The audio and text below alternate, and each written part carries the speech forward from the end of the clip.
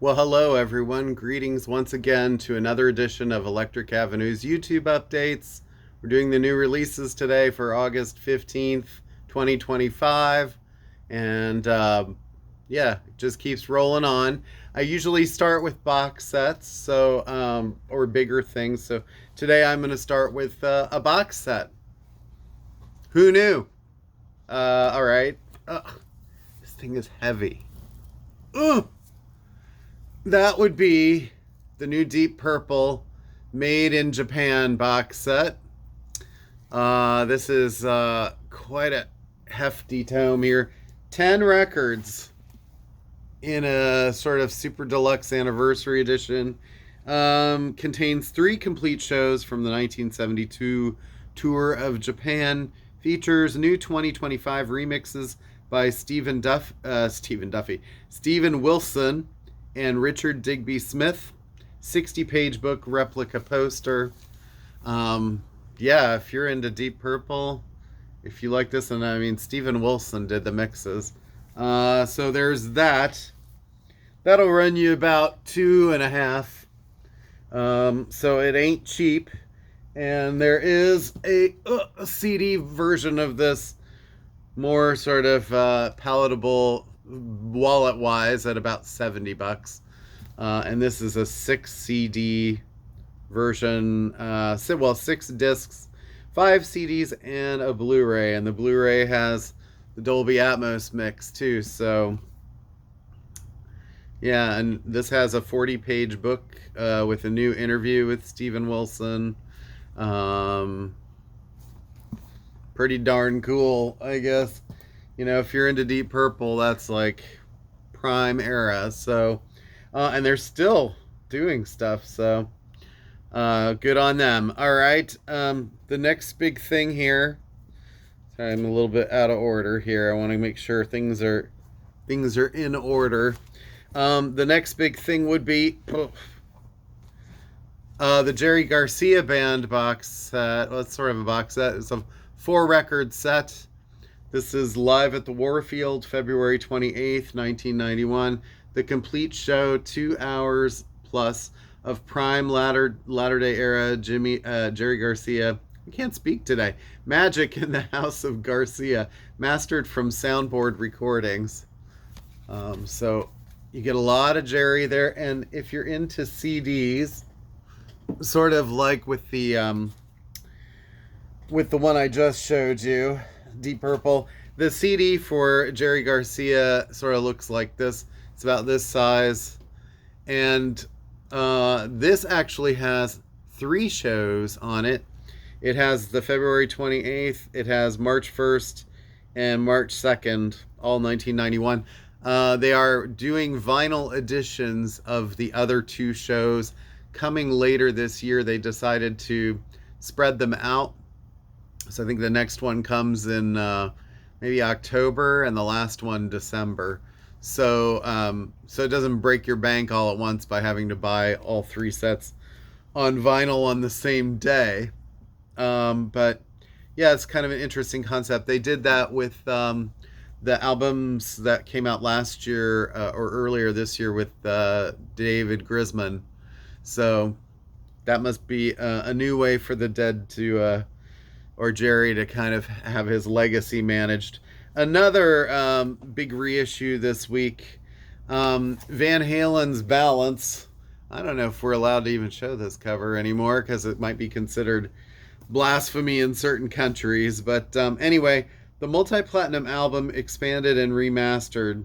2 LP remastered version with the complete album on vinyl for the first time, and an exclusive etching on the 4th side. Remastered album on the CD1 and CD2, rarities and previously unreleased live 1995 performance from Wembley Stadium in London, England, and a Blu-ray with the promo music videos. So really the only thing that's on the Blu-ray, I think, are the music videos. And then this is the LP and 2 CD edition. Like I said, there's other versions of this out there too. They say it's the first time it's been on vinyl in full. Wasn't that box set that came out like a couple years ago? Wasn't it in there in full? I can't remember. That there was a Van Halen box set that went through all of the Sammy Hagar years. So this one has hit singles, Can't Stop Loving You. This album sort of like is a little bit later. Some people really love it. 1995. This is kind of like, this has live versions of right now. It's interesting to see on the live disc things like Jump and Ain't Talking About Love. I don't know, but with Sammy singing them. So anyway, Balance is out, deluxe edition. And there's also just a regular edition of that vinyl. And this is on, let's see, I think this is on, this is the indie one on transparent orange vinyl. Yeah. I don't know. I'm more of a fan of early Van Halen stuff. Like Sammy, I don't necessarily have a problem with personally or musically. I just think David Lee. When I think Van Halen, I think of David Lee Roth. So whatever. All right. It's my personal hang up. So next, Blue Note. We got a couple Blue Note classics this week. Wayne Shorter and The Soothsayer.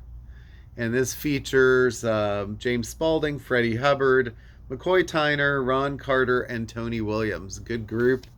Love the cover because it's a little different than some of the other Blue Note stuff. This was from 1979, so much later. Actually, I don't know. That was it was sort of recorded in this mid 60s, 64, 65. I think it was recorded March of 65. They didn't release it until 79, so that's why it's hard to find. And then we might have something similar here. Lee Morgan, The Procrastinator. And this is Lee Morgan, Wayne Shorter, Bobby Hutcherson, Herbie Hancock, Ron Carter, and Billy Higgins. Another really great group of people. This was recorded like early 60s, mid 60s, 65. Not really sure. Again, it's sort of, and the date on it's 78. So again, it might be one that was sort of released later. But so two really cool kind of archival things from Lee Morgan and Wayne Shorter. Not the kind of records that you generally see every day. They're both Kevin Gray at Coherent Audio did the mastering. He's done all the other Blue Note catalog recently. He's done a bunch of the Bluesville and analog production stuff. He's done the Rhinos, a lot of the Rhino hi-fi stuff. Guy's super busy, and his records sound great. I actually did get a chance to hear this record last night because I'm a big fan of hers. Alison Goldfrapp and her new record Flux. This is her second solo record. She was part of the duo Goldfrapp for many years, starting in the late 90s. Like 20 years, she paired with Will Gregory, who has gone on to do more sort of like soundtrack work and kind of, he might have just needed a little time off, I suppose, but he's much more of a studio guy. His first appearance I ever heard Will Gregory was playing saxophone on The Working Hour by Tears for Fears from their Songs from the Big Chair album. But that was long before he became more of a sort of a studio whiz and would do everything from sort of, British folk to sort of James Bond type music to super dirty electronic music to Poppy ABBA type music. I mean, he sort of did a lot of different things, collaborated with her. And she's gone off doing a second solo record now, and the last one was 2 years ago, I think, The Love Invention. This features the singles Find Xanadu, Reverberatic and Hey Hi Hello. This is on exclusive acid yellow color vinyl. And Reverberatic is a great song. Hey Hi Hello sounds like sort of a electro ABBA, like a lot of Kylie type sounding stuff, I suppose. It's like Kylie with slightly more bite in the production, I think. But very good. I like this record, so I'll be talking about it some more. She sort of got her start also in the 90s dance culture, collaborating with Tricky, who was part of Massive Attack's crew at one time. Also, she sang on early records from Orbital, and they are still around, the Hartnell brothers, and they have a new collaboration, one of them at least, on the upcoming Saint Etienne album.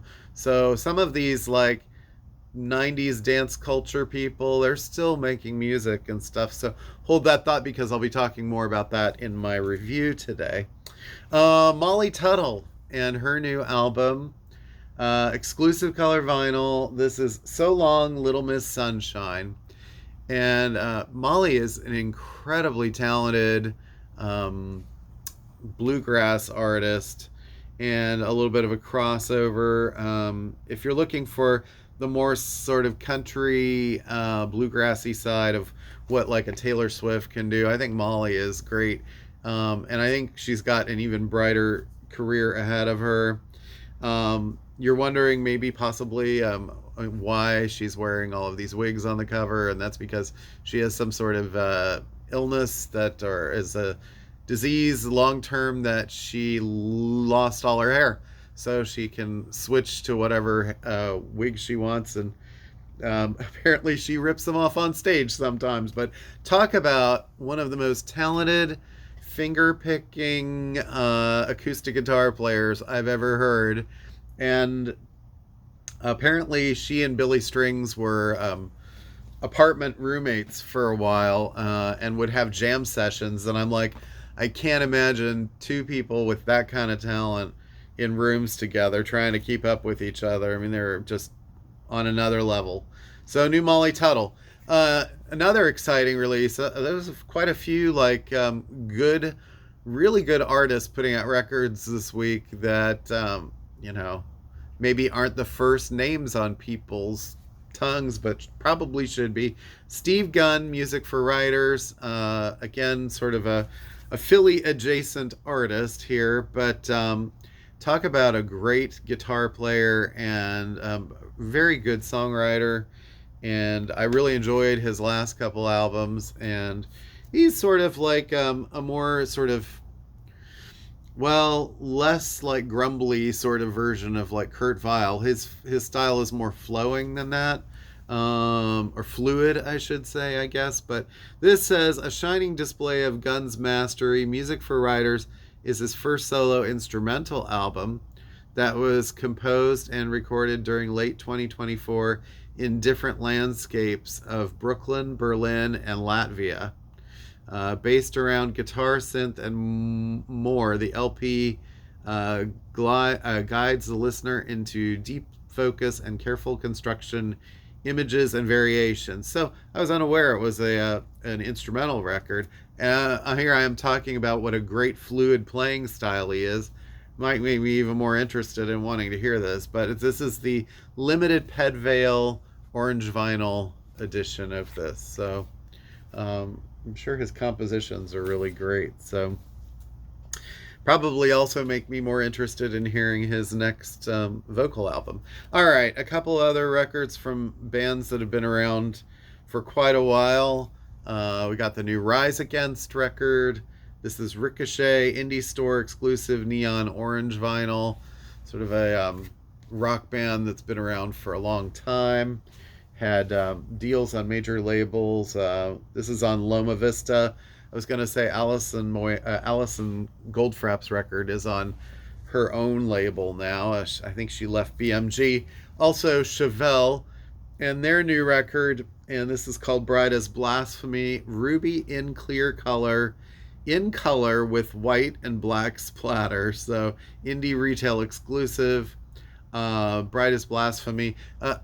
Chevel is like sort of a band started in the 90s and still around, and they had one of their first records came out for Record Store Day earlier back in the spring. They're on BMG.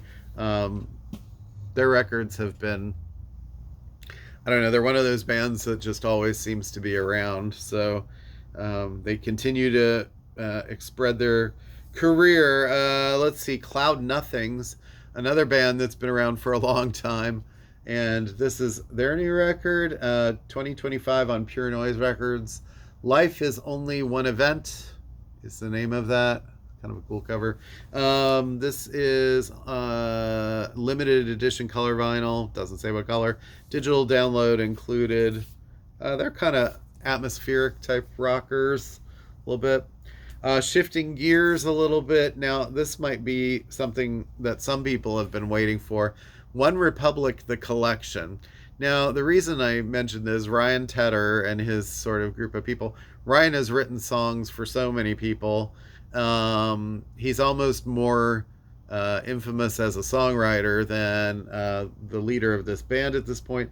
But this band has had so many huge hits, and this is a compilation of their biggest hits. So if you're wanting a One Republic greatest hits, now's your chance. This features songs like I Ain't Worried, Counting Stars, Run, I Lived, Runaway, Secrets, Apologize, the Timbaland mix, which was huge, Sunshine, Love Runs Out, Wherever I Go, Rescue Me, If I Lose Myself, Good Life, Stop and Stare, All the Right Moves, and I Don't Want to Wait. So there are, 16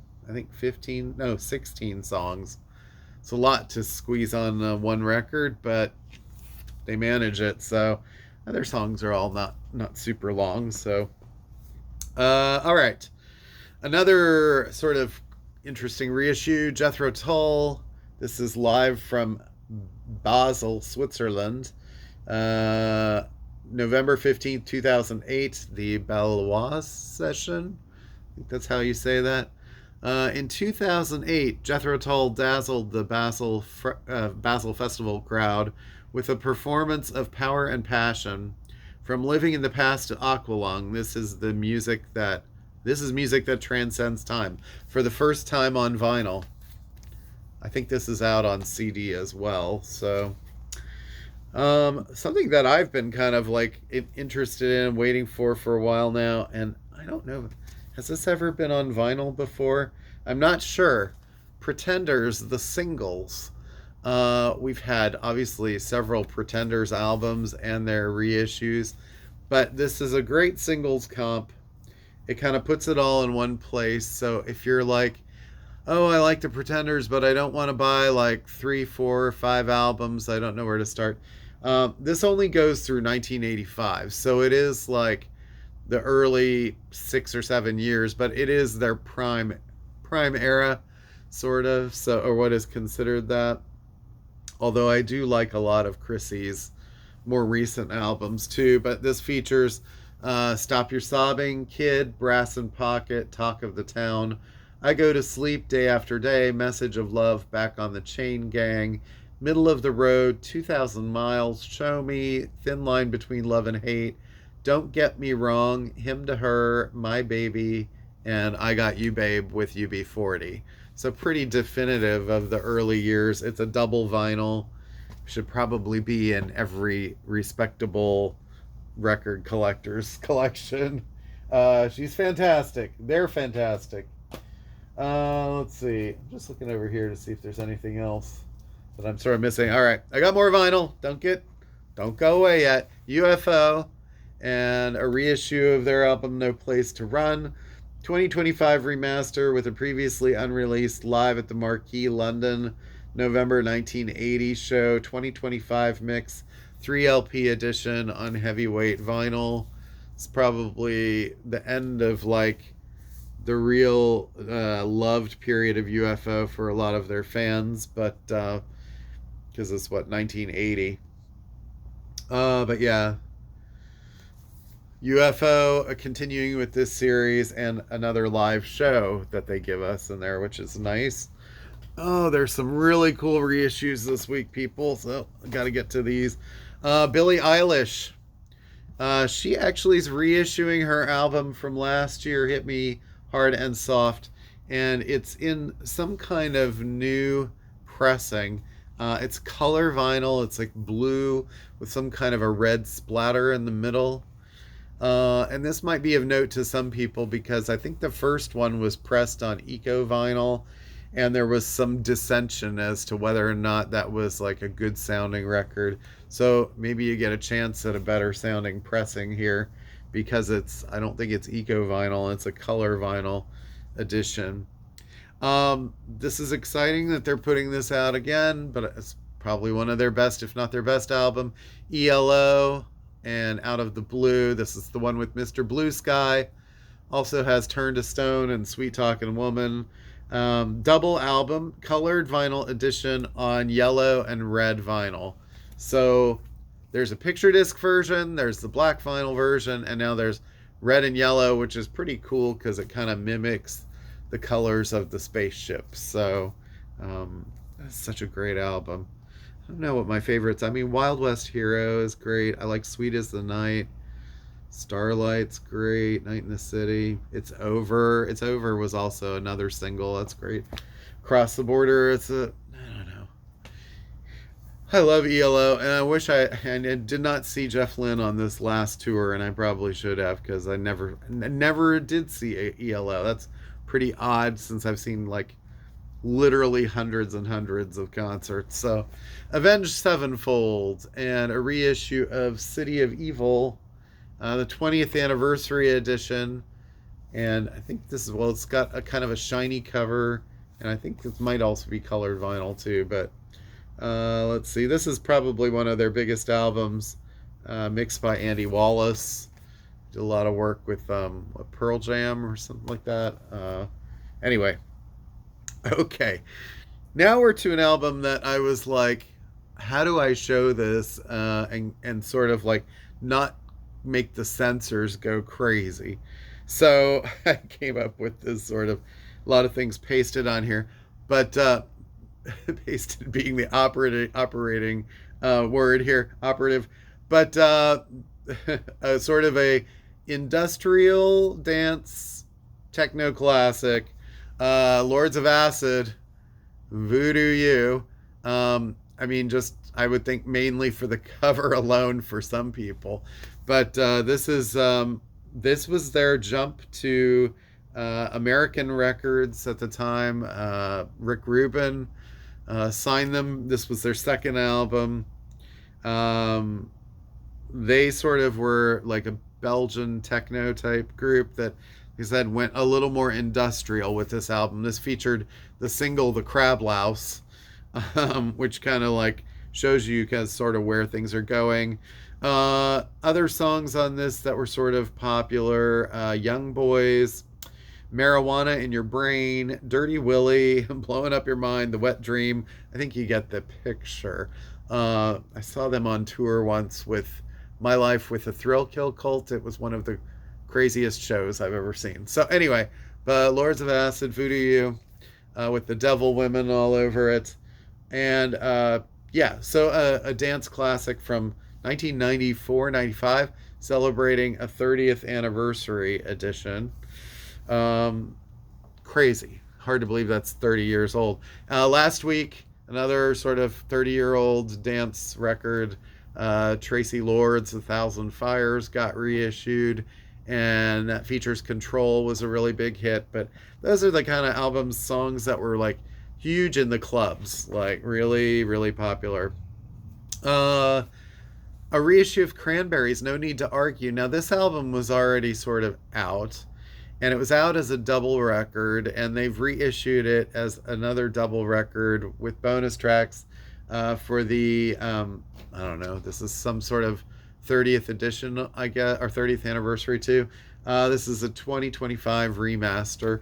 This is the actual album itself. I chose to get the vinyl that's just the album because it's cheaper at under $30. The other version was like 45. And so you start going like, how much do people want all of that extra material on vinyl? There is a CD of that, which features. Oh, did I grab that out? I thought I did. But there's a CD of that that has, it's like a double CD that has extra tracks on it. Another reissue, Coldplay, Viva La Vida. And this is, Viva La Vida or Death and All His Friends. And this is the 140 gram clear eco record injection molded LP made from 9 recycled plastic bottles. Coldplay have gotten very sort of eco-centric, is that a word? And are sort of like, they're not taking as many planes. They say they don't want to tour. Good reason to. I mean, I guess you could like bike to your destinations or something. But so this, I chose to get this one because we were out of it at the time. But they did release all of the Coldplay records up through, I think maybe Ghost Stories or something like that, all on clear vinyl and all as eco records. And you can get this now on a clear vinyl. If you want the other ones, let me know. I just am letting the original, the black ones run out until I go ahead and order those. All right. Big week for Harry Potter fans. Ordered some of these soundtracks. Order of the Phoenix. This was the 5th movie soundtrack. Nicholas Hooper did this, and this is on a sort of a limited clear vinyl edition. Earlier this year, we got all the early movie soundtracks for Record Store Day. And then also, they did release Half-Blood Prince, but for some reason I haven't gotten that one yet. But Deathly Hallows Part 1 and Deathly Hallows Part 2. And great music, great movies, very entertaining, but have some depth and meaning to them. And, writer aside of the stories. Let's see, this is, these were done, David Heyman, David Yates were involved in the production. But these were all done, the writer of these is Alexander Desplat, who has done quite a bit of music scoring at this point. But these are 2 great soundtracks, Deathly Hallows Part 1 and 2 on vinyl, and Order of the Phoenix also.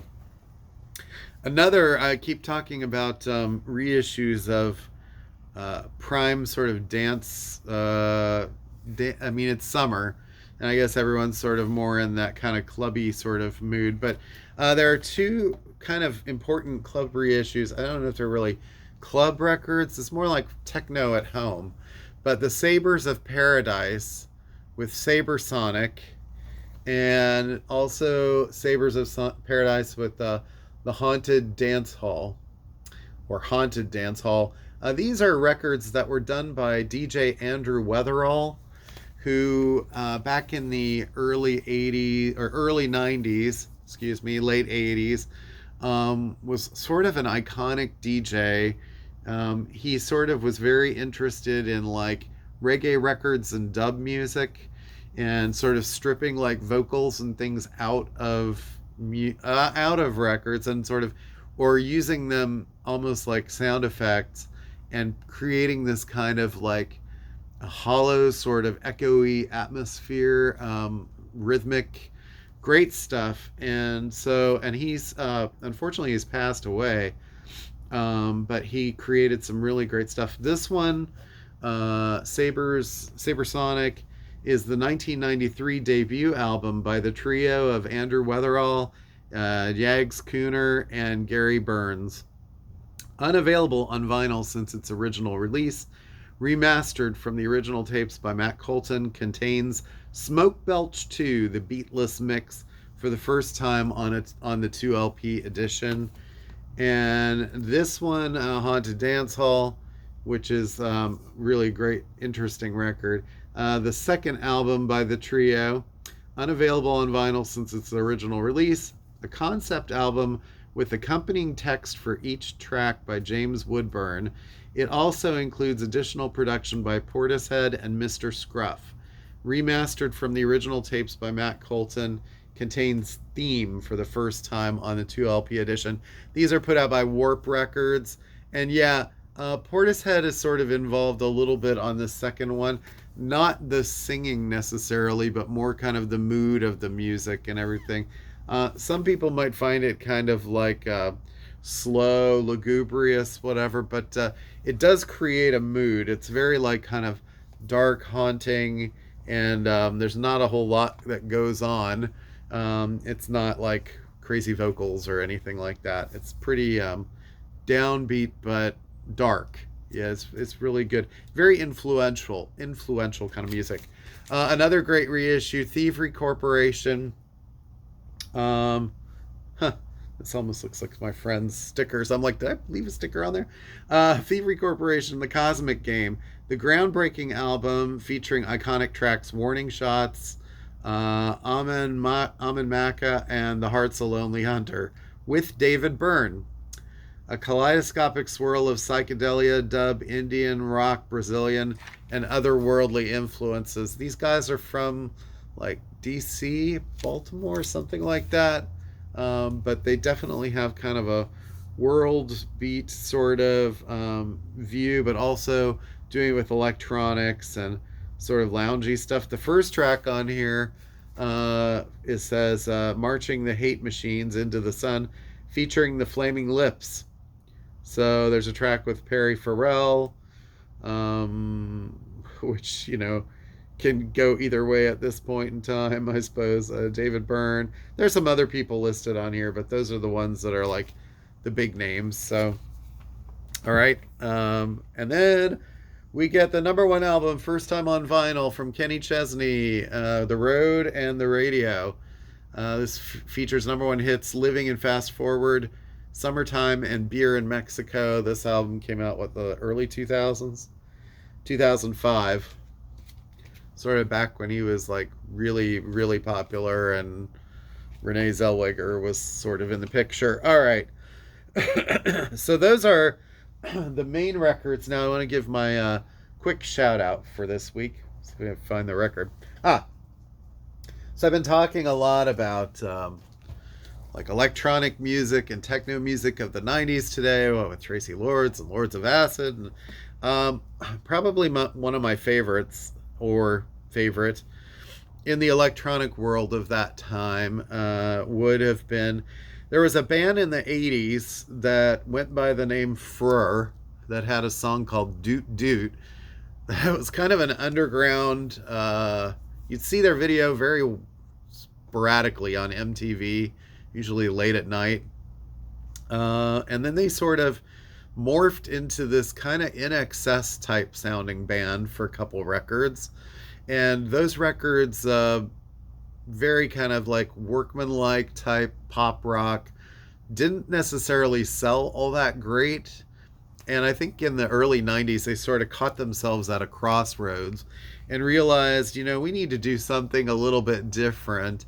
And the lead singer, Carl Hydes, who has since worked with people like Brian Eno, back then he stayed around, and you know, his bandmate Rick Smith went back to England after sort of a tour. They were like, I can't remember who they were like opening for, somebody sort of big.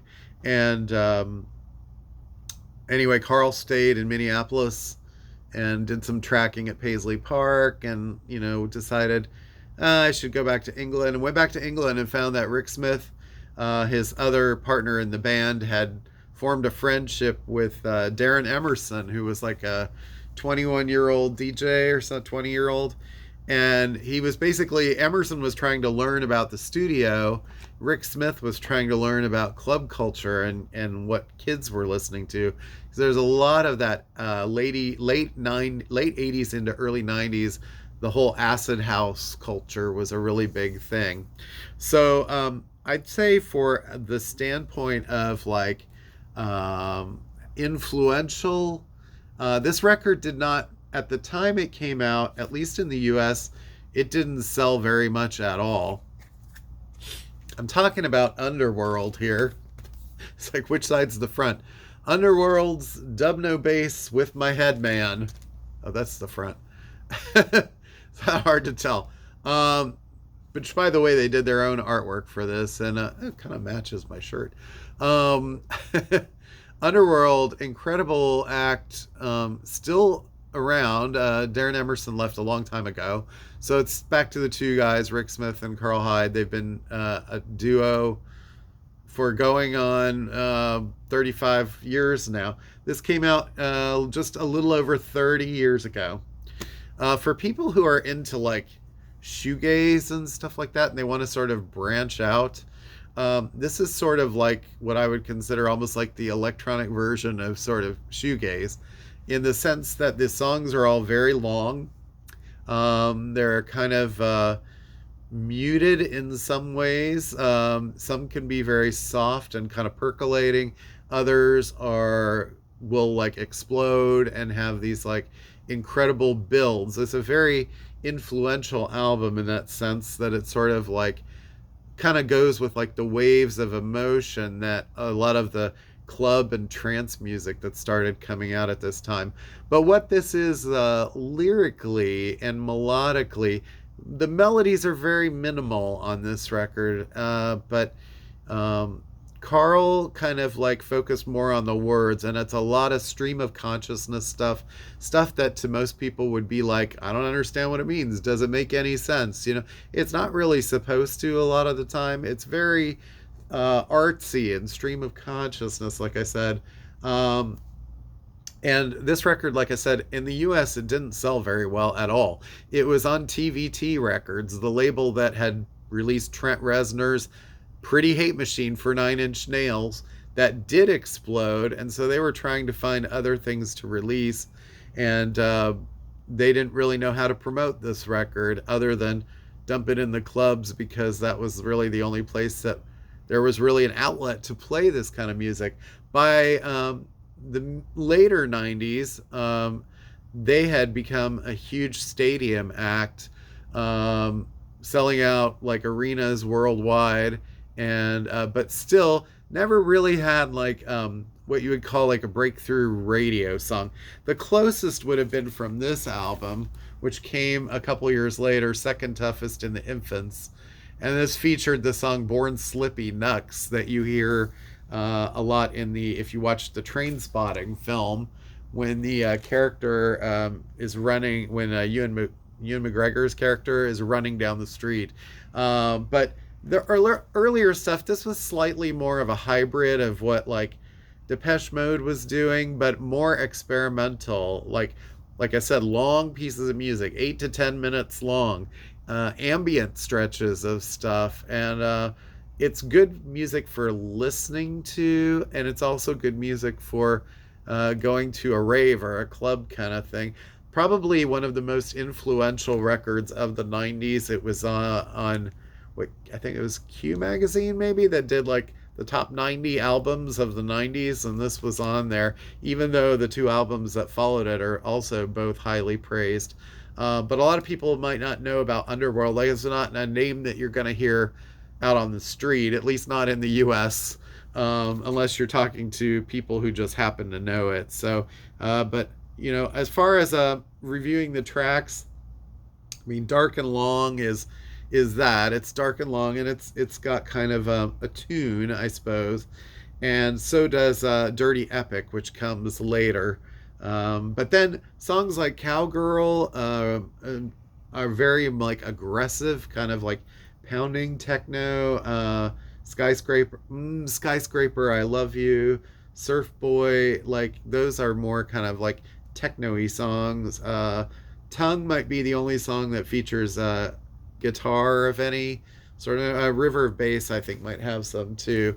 Pretty mellow track. But anyway, it's better for me to not really just get into a track by track discussion here, and just let you know, I definitely recommend Underworld, Dub No Bass with My Head Man, or any of those Underworld records from then. Most of them up until now have been really good. They just put out an album earlier this year that was fantastic. So they're still very, very like finger on the pulse, and they might not be the first name that people think of, but they really should be not ignored. So, Dub No Bass with my headman, Underworld, check it out. Thank you again, guys, so much, and have a great week, and I'll see you again next time. Peace. Happy birthday to my wife.